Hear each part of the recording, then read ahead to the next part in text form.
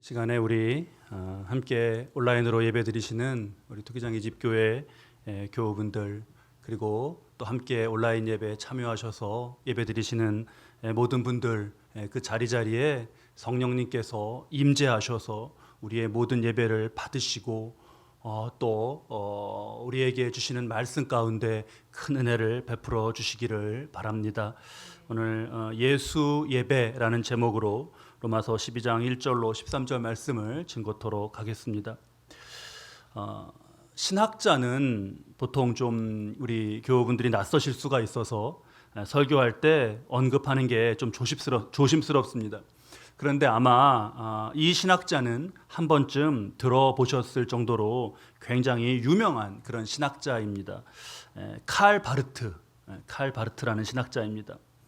한마디로 이 신학자는 정리할 수가 있는데 20세기 최고의 신학자, 이렇게 이를 칭해도 누구도 반대할 사람이 없을 그럴 정도입니다. 이 바르트의 말을 좀 인용하고자 합니다. 이런 말을 했습니다. 그리스도인들은 한 손에는 성경을, 그리고 한 손에는 신문을 들고 살아야 한다라는 말을 남겼습니다. 바르트가 1886년에 태어나서 1968년에 떠났습니다. 그가 살던 시대는 성경의 해석이나 우리 신앙생활에 있어서 초월이라든가 신비라든가 기적, 계시, 그러한 영역은 배제하고 우리의 이성, 자연, 무슨 과학의 원리, 이런 것만을 그 설명에 적용하는 그런 자유주의 신학이 대유행을 하던 그런 때였습니다.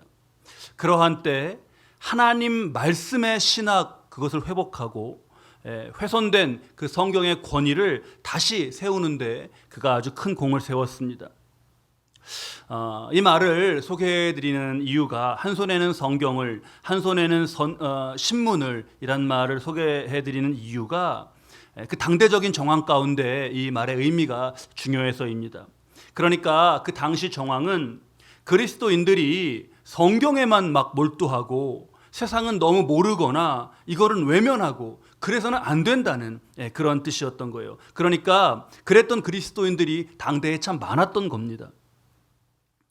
그런데 요즘에 지금 이 말을 반대로 떠올리게 됩니다. 교회에 다닌다, 나는 뭐 믿는 사람이다 라고 하는데 그 모습은 양손에 정말 신문을 들고 세상적인 일, 그런 가치관, 그런 말과 행동으로 가득한 거예요. 두 손에 성경을 들고 사는 사람이나 또는 한 손에 성경을, 한 손에 신문을 이렇게 들고 사는 사람의 뭐 어떤 모습을 두고는 그리스도인이 이래야 하지 않냐, 이런 것은 뭐 맞냐 맞지 않냐, 이런 것을 우리가 이야기를 나눌 수 있습니다. 그런데 두 손에 신문을 들고 사는 사람에게 아니 그리스도인은 그러면 안 돼 라고 말을 할 때 안에서 의문이 드는 거예요. 그리스도인이라고 이렇게 불렀는데 과연 그리스도인이라고 그러면 부를 수 있는 건가, 이렇게 말이에요. 그 노숙인 분들을 섬길 때였습니다. 노숙인 분들을 섬기다 보면 이제 친해지는 분들이 생기고 자신이 이제 어떤 사람이고 어떤 사정으로 노숙인이 되셨는지 그런 거 얘기를 하셔요. 그런데 이제 잘 그 얘기를 듣고 이렇게 이제 그분 가시고 조금 있다 다른 분이 오셔가지고 묻는 거예요. 목사님, 아까 저 사람이 와서 뭐라 그러던가요? 그래요. 그래서 아니 왜 그러시냐고 물었더니 혹시 자기가 이러이러한 사람이고 뭐 이러이러한 사정이 있었다고 그러지 않더냐, 그렇게 묻는 겁니다. 근데 그게 아까 들었던 그 내용, 그 얘기예요. 그래서 아니 무슨 얘기가 하고 싶으셔서 그러신 거냐고 되물었더니 목사님, 저 사람이 하는 자기에 대해서 하는 얘기 하나도 믿지 마세요, 그러는 거예요. 어디까지가 진짜고 어디까지, 그 표현 그대로 빌리자면 어디까지가 뻥인지 그거 모르고요, 거의 뻥이에요, 이렇게 얘기하시더라고요. 그래서 처음에 제가 그 얼마나 당황했나 모릅니다. 그런데요, 그런 적이 한 번, 두 번이 아니라 계속돼요. 많은 그 우리 노숙인 분들과 그분들 식사 대접하고 하는 그런 자리에서 누군가 서울역의 사람 말이야, 내가 어떤 사람이고 예전에 어땠고 그런 거 말하는 거 다 뻥이야 막 이렇게 이야기를 하니까 막 다 웃으시면서 공감하시더라고요. 근데 그게 막 즐겁고 기쁘게 웃는 웃음이 아니라요, 웃음 끝에 서로가 다 씁쓸하고 안타까워하는 그런 마음이 드는 거예요. 저는 그때 굉장히 그 안타까움을 많이 느꼈는데 어제 다시 그런 안타까움을 참 진하게 그렇게 떠올렸습니다. 어제 그 목회 데이터 연구소에서 그 발표한 종교인 관련된 인식조사 결과를 보았습니다. 천주교인이나 불교인들은 그 이미지가 어떤가 조사의 결과가 나온 것이 천주교인, 불교인 각각이 34.1% 온화한 이것이 그 이미지로 떠오른다 이렇게 대답한 사람이 천주교인 34.1%, 40.9% 불교인은 불교를 떠올리면 그렇다라고 대답한 사람이 퍼센트가 그랬습니다. 따뜻한이 떠오른다, 그런 이미지다라고 대답한 사람이 천주교인이 그렇다는 사람은 29.7%, 또 불교인이 그렇게 따뜻하게 느껴진다, 그런 따뜻한 이미지가 떠오른다라고 대답한 사람이 27.6%, 이렇게 긍정적인 이미지가 굉장히 많이 있는 거죠. 개신교인은요, 거리를 두고 싶은 32.2%였습니다. 이중적인 30.3%였습니다. 심지어 사기꾼 같은 이게 29.1%였습니다. 이런 부정적인 이미지가 많았어요. 어제 말씀 준비하고 하면서 정말 안타까움에 가슴이 아프고요, 정말 가슴이 찢어지는 것 같았습니다. 기도도 잘 나오지 않고 그래서 그냥 멍하니 멈췄습니다. 아마 요즘에 이런 안타까움 그리고 아픔 속에 계신 분들이 아마 많으실 거예요.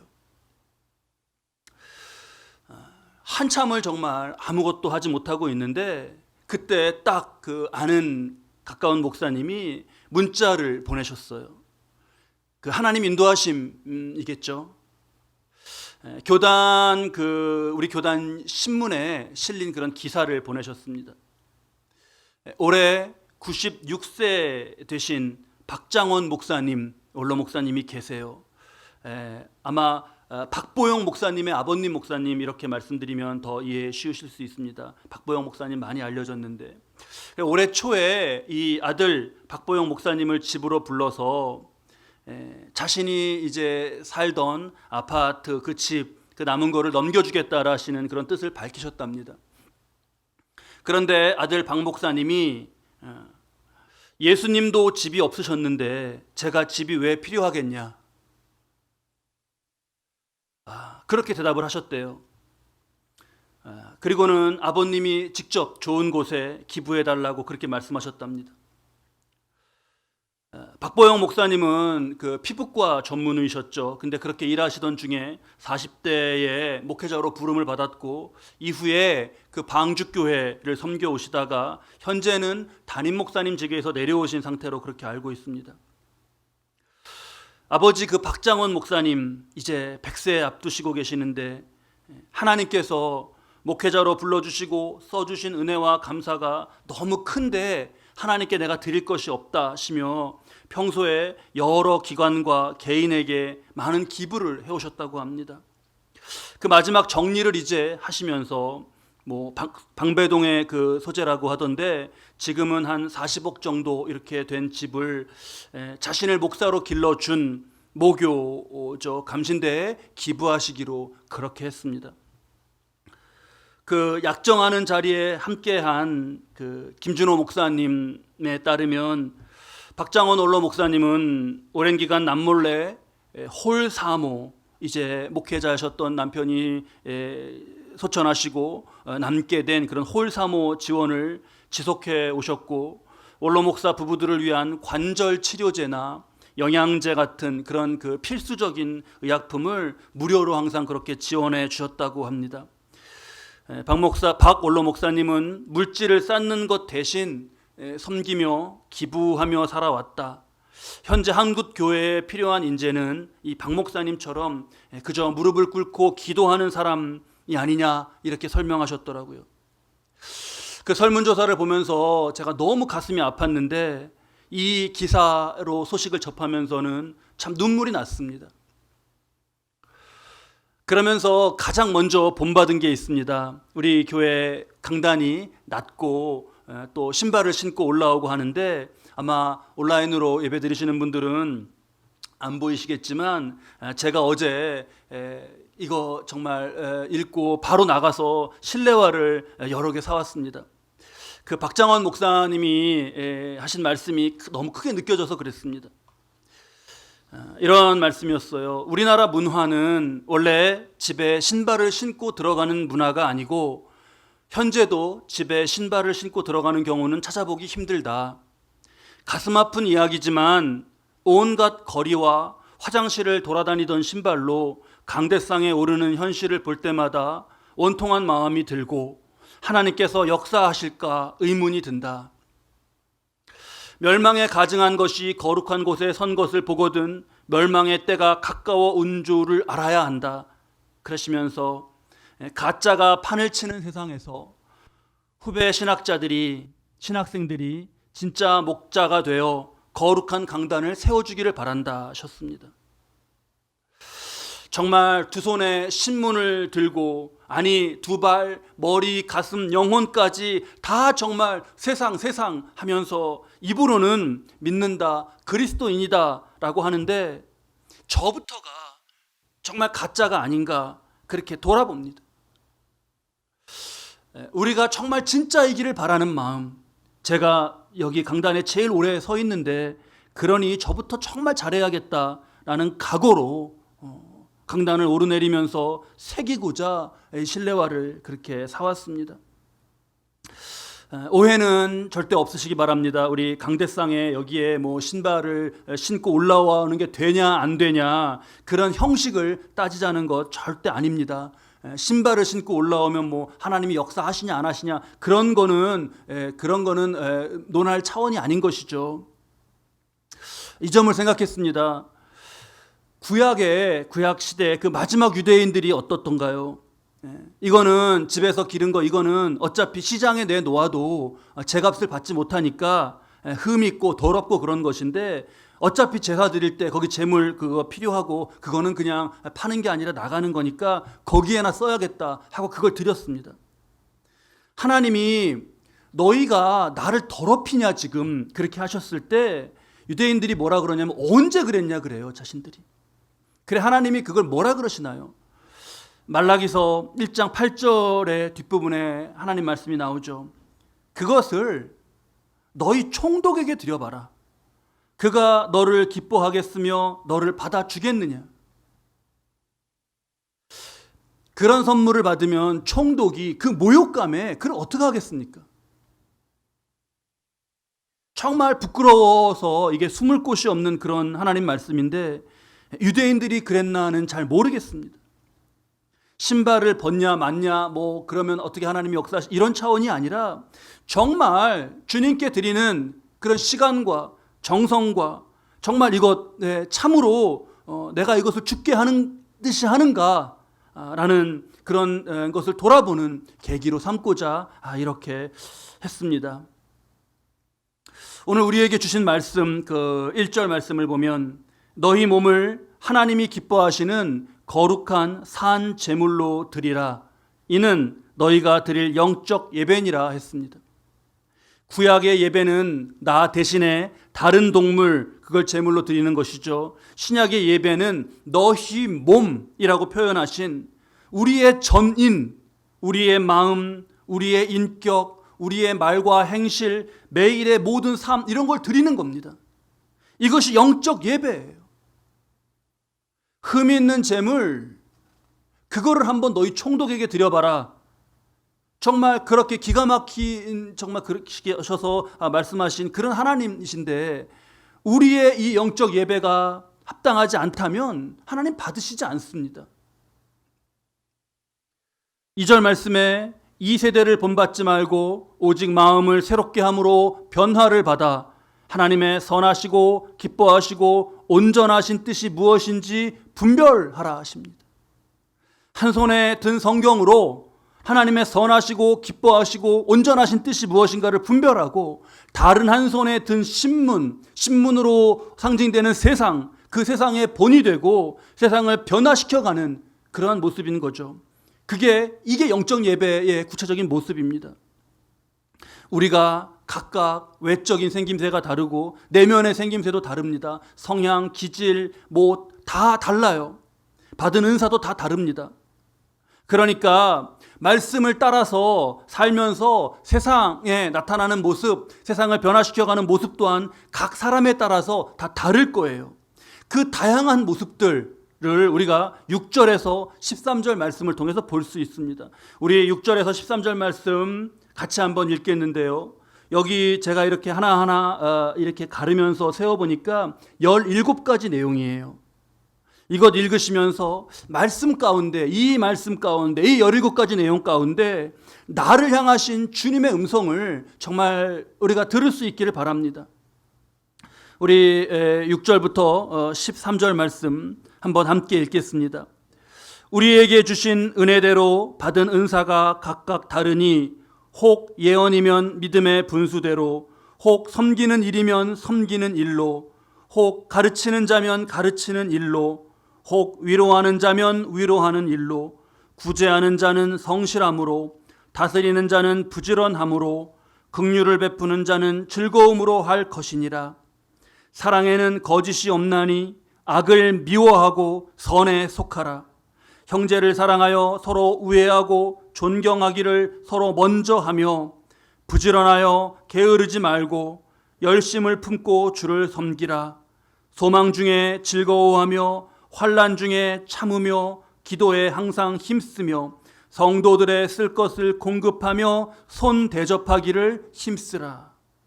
이 중에 내가 드릴 영적 예배가 무엇인가요? 17가지 모두가 다 되시기를 바랍니다. 그런데 그러기엔 정말 부끄럽게도 우리가 너무 부족합니다. 저 자신도 그래요. 그런데 한 가지 자신의 성향과 맞고 자신의 상황 가운데 있는 것, 자신이 받은 은사대로 할 수 있는 것, 그것에서부터 시작할 수 있습니다. 나를 산 제물로 드리는 진정한 예배의 시작, 그렇게 시작할 수 있습니다. 우리 이 영적 예배를 우리가 정말 깊이 새겨야 합니다. 본문 말씀에 영적이라고 번역된 헬라어는 로기켄이라는 단어예요. 로기켄. 잘 봐야 합니다. 우리가 신약에서 영을 뜻하는 그런 그 헬라어가 있는 것을 우리 신앙생활 하시면서 아마 많이 들어서 아실 거예요. 신약에서 영을 뜻하는 그 헬라어로 있는 단어가 뭐죠? 푸뉴마라고 하는 아주 많이 알려지고 유명한 단어가 있습니다. 그러면 그 푸뉴마가 들어간 그 스피릿, 그것을 영적이라고, 스피리추얼하다라고 그거를 문법적인 형태를 바꾼 푸뉴마티코스라는 말이 분명히 있는데도 불구하고 로기켄이라는 말을 썼어요. 로기켄이란 말은 그 근본이 된 게 로고스라는 말입니다. 그리고 로기켄은 합리적인, 논리적인, 리즈너블한, 말이 되는 그러한 뜻이에요. 이 지금 우리가 말씀 가운데 읽은 17가지를 나의 삶의 버전으로 최선을 다해서 그것을 사는 것, 그렇게 나를 드리는 것이 투박하게 이 로기켄을 그냥 직역을 해서 번역을 하면 그게 바로 말이 되는 예배인 것입니다. 로기켄의 근원에 로고스라는 말이 있다고 했죠. 예수님은 로고스가 육신이 되신 분입니다. 더 그냥 투박하게 제가 한 묵상 가운데는 거기다 대입해 보면 예수 예배예요. 나의 말과 행실을, 나의 전 존재를, 나의 삶을 드리는 것, 그게 예수 예배이고 영적 예배이고 그게 진정한 예배입니다. 제가 이 예배의 본이 되는 예배자 한 분을 소개해 드리고자 준비했습니다. 어느 병원에서 한 환자가 큰 수술을 받았습니다. 큰 수술을 받았는데 이제 그 수술비를 내고 병원비를 그걸 감당하기 힘든 가난한 사람이었어요. 그래서 면목이 없지만 원장 선생님한테 찾아가서 사정을 얘기했습니다. 그랬더니 그 원장님이 하는 얘기가, 그러면 오늘 밤에 내가 병원에 뒷문을 안 잠그고 이렇게 슬며시 열어놓을 테니까 거기로 도망가라고 그렇게 얘기를 해준 거예요. 그래서 이 사람이 밤에 이제 나갔습니다. 갔더니 정말로 문이 열려 있어요. 그래서 그로 나갔더니 그 앞에 그 원장님이 그로 도망가라고 해놓고는 거기 딱 지키고 있었던 거예요. 그래서 이렇게 나를 시험해 본 거구나 하고는 부끄러운 마음에 이제 갔는데, 그 원장님이 이렇게 뭘 내밀어서 받아보니까 얼마의 돈을 주신 거예요. 왜 이걸 주시냐 했더니, 아니 병원비가 없어갖고 도망치듯이 가야 되는 사람이 그러면 집에 갈 차비는 이 사람이 있겠나 싶어서 그게 마음에 걸려서 그때까지 그 사람 나오기를 거기서 기다리셨다는 거예요. 이분이 누구냐 하면 그 1911년에 출생하셨고 1995년에 소천하신 장기려 박사입니다. 젊은 시절에 내가 정말 나를 그때 경성의전에 들어가게만 해주신다면 세상에 정말 의사 얼굴 한번 보지 못하고 죽어가는 가난한 그런 환자들을 위해서 평생을 내가 살겠다, 그렇게 기도를 한 겁니다. 근데 그 하나님이 이루어 주셨어요. 그래서 졸업한 후에 자기 기도한 대로 가난한 사람의 그 병을 고치면서 북에서 그렇게 살았습니다. 그러다 6.25 전쟁이 일어났죠. 남쪽으로 피난을 막 내려왔는데 부산에 자리를 잡으시고 복음병원이라는 병원을 여셨어요. 지금 좀 전에 말씀드렸던 그런 일화들 다 이 복음병원에서의 일화들입니다. 돈 없어서 수술 못 받는 사람, 자기가 수술비를 내고 수술을 해줬습니다. 병원비가 없어갖고 몰래 도망가는 사람, 그 문을 열어주고 내보냈어요. 원무과 직원들이 처음에는 어떻게 이 사람들이 이렇게 도망을 치나 몰랐는데 그 원장님이 그렇게 열어주신다는 걸 안 거예요. 그래서 병원의 경제적인 운영도 그것도 중요하고 그것도 빠듯하고 지금 하니까, 원장님 병원에 일단 운영이 돼야 되지 않습니까? 그렇게 말씀을 드린 거예요. 그랬더니, 그런데 그렇긴 한데 그러면 그 가난한 사람들을 그럼 어떻게 해야 되겠냐, 그렇게 되물으셨답니다. 경제적인 논리, 세상 했던 그 세상의 논리로라면 이 병원이 망해야 됩니다. 그렇지 않습니까? 근데요, 하나님이요 결코 망하게 안 하셨어요. 오히려 병원이 더 커졌습니다. 이분이 6.25 때 월남을 하시는데 북에 아내와 자녀들, 맏아들인가만 데리고, 차남인가 맏아들인가만 데리고 내려오고 다 가족과 아내를 북에 두고 오신 거예요. 잠깐 헤어졌다가 다시 만날 걸로 그렇게 아셨던 겁니다. 근데 끝내 못 만나셨어요. 40년을 두고 혼자 계속 살아가시는 거를 주변에서 너무 안타깝게 그게 보이니까 새로운 만남을 권했던 것 같아요. 남북 분단이라는 거는 정말 어쩔 수 없는 상황이니까 새롭게 좀 만나시는 걸 권한 것 같습니다. 근데 이분은 자신이 이게 어떤 이혼을 했다거나 관계를 잘 정리하고 그런 게 아니라 북에서 지금 아내가 기다리고 있지 않냐, 그 점 때문에 그게 많이 걸리셨다 그래요. 그래서 하나님이 마음을 주시지 않는 것, 그냥 그것 따라서 40년을 넘게 혼자 지내면서 가난한 사람 섬기고 병원을 운영하신 겁니다. 참 이 일화도 감동적이었어요. 그런 가운데 우리 80년대 그 말에 남북 교류 분위기 되면서 이산가족 상봉하는 그런 길이 열리지 않았습니까? 그때 그 전에 이제 북에서 가족들이 잘 지내고 있다라는 소식을 듣게 된 거예요. 아내도 80이 되어 건강하게 지내고 그 남은 자녀들이 북에서도 잘 되었다, 그런 소식을 들었습니다. 그 소식 듣고 이 장 박사님이 참 그 온갖 어려움을 묵묵히 담당하셨던 분인데 이 소식을 듣고는 그렇게 우셨다 그래요. 당신이 사시면서 이제껏 내가 남쪽에서 가난한 사람을 도와주고 하면 그런 것처럼 누군가가 북쪽에서 가족들을 기려서 대신 보살펴 주지 않겠나라는 소망을 품고 그렇게 기도하면서 지냈는데 그거 하나님이 이루어 주셨다라면서 그렇게 우셨답니다. 그렇게 그리워하는 가족이었는데요, 85년에 정부에서 그 이산가족 상봉하는 그거에 특별 케이스로 이렇게 방북을 권했을 때는 그걸 거절했습니다. 이산가족이 1000만인데 거기 순서가 다 있는데 자신이 거기에 특혜로 들어가면 뒤에 한 사람 누군가 밀려서 그 사람 못 가게 되는데 그래서는 안 된다라시는 거예요. 그리고 그 뒤에도 기회가 어떻게 안 되고 해서 끝내 상봉하지 못했습니다. 제가 이런 일화를 지금 소개해드리는 것이요, 장기려 박사 그 생애를 소개하는 건데 어떤 인물 하나 우리가 잘 배워서 알자, 그런 차원이 아닙니다.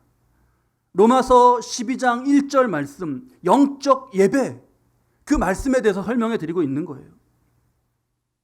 조금 더 볼까요?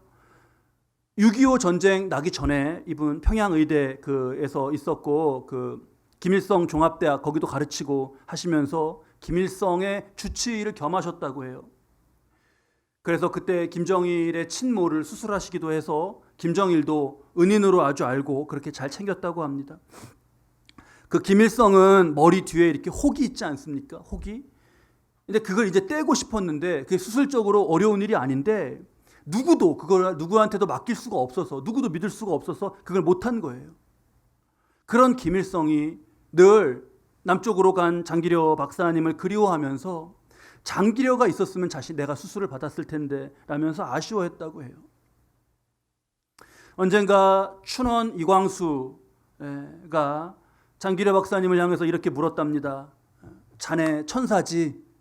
자네 천사지?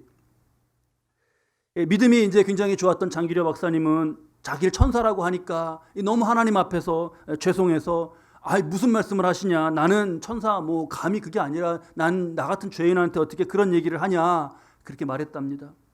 그러자 이광수가 말하기를 아니면 바보겠지 그랬대요. 그 장기려 박사님 천사인가요, 바본가요? 국내만이 아니라 해외 의료 선교에도 힘써서 수많은 해외 빈민층을 치료했습니다. 대통령 표창까지 받아요.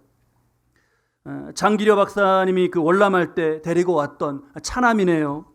고 장가용, 이제는 돌아가셨는데 고 장가용 전 서울대 의대 교수셨는데 사랑의 장기기증운동본부 본부장을 맡아서 장기기증 문화를 확산하는 데 노력했습니다. 손자는 장여구 교수님인데 블루크로스라는 의료봉사단 단장으로 국내외 소외계층의 의료선교에 앞장서고 있어요. 또 그의 아들이 중앙대학교 의대생으로 의료선교에 동참하고 있다고 합니다. 그 몇 대인가요 지금? 4대예요. 4대에 걸쳐서 예수님의 그 가르침대로 어려운 이들 돕는 거예요. 따로 끝까지 장기려 박사님 따로 어떤 집을 마련치 않고 그 10층이었던 병원 옥상에 옥탑집을 만들어 평생을 그렇게 가난한 사람 치료하시면서 사시다가 1995년 12월 25일 성탄절 새벽에 생을 마감했습니다. 주변의 모든 사람들이 공통되게 그렇게 증언하더라고요. 고린도전서에 나오는 믿음, 소망, 사랑, 그 말씀이 있지 않습니까? 그 말씀을 가장 좋아하셔서 그거를 신망의 정신으로 늘 새기고 사셨다고 합니다. 한 손에는 성경을, 한 손에는 신문으로 상징되는 세상을 향한 섬김, 그냥 이 자체 모습 아닙니까? 진정한 예배, 말이 되는 예배, 예수 예배 신실하게 드리신 겁니다. 이분이 어떤 마음과 어떤 자세로 주일 예배를 드리셨을지 우리가 다 짐작이 되지 않습니까? 우리만 이것을 알고 우리만 감동하는 게 아닙니다. 세상이 더 잘 알아요. 부산시는 그래서 지난 2015년에 장기려 박사님이 세운 현재 고신대학교 복음병원 그 앞길, 거기 감천로였다고 하던데 그 감천로의 어떤 구간을 장기려로로 이렇게 길 이름을 바꿔 부르기로 했다고 합니다. 하나님이 기뻐 받으시는 산재물 아니겠습니까? 거리를 두고 싶은 32.2%, 이중적인 30.3%, 사기꾼 같은 29.1%. 이 충격은요, 되게 오래 갈 것 같습니다. 이거 볼 때마다요, 그런 삶을 그런 예배를 그런 제물을 너희 총독에게 드려봐라. 너희 총독에게 한번 드려봐라. 신 하나님 말씀이 떠나지가 않아요. 우리로 정말 진정으로 다시 하나님을 바르게 예배할 수 있는 그런 시작의 큰 동기가 될 수 있기를 바랍니다. 하나님은 분명히 내게 영적 예배 드리실 수 있도록 하셨어요. 말씀 3절 말씀에 보면 내게 주신 은혜로 말미암아 또 오직 하나님께서 각 사람에게 나누어 주신 믿음의 분량대로 그리고 6절에 우리에게 주신 은혜대로 받으니입니다. 주님은 말씀도 주셨고 말씀을 따라 귀하게 살 수 있는 은혜도 주셨습니다. 한번 여러분 차분히 돌아보세요. 내게 결코 그것이 없지 않습니다. 조용히 그리고 귀 기울여 보세요. 주님은 지금도 살아서 역사하시면서 그 은혜를 사용할 때 더 큰 은혜를 풍성하게 채우시면서 우리를 인도하고 계세요. 말씀 나눈 저와 여러분, 주님을 정말 진실하게 따르는 영적 예배자가 되시기를 바랍니다. 진정한 예수 예배, 말이 되는 예배, 하나님 받으시기 합당한 예배, 그러한 것, 나를 드리면서 그 예배 드리시면서 사는 진정한 예배자 되시기를 주님의 이름으로 축원합니다.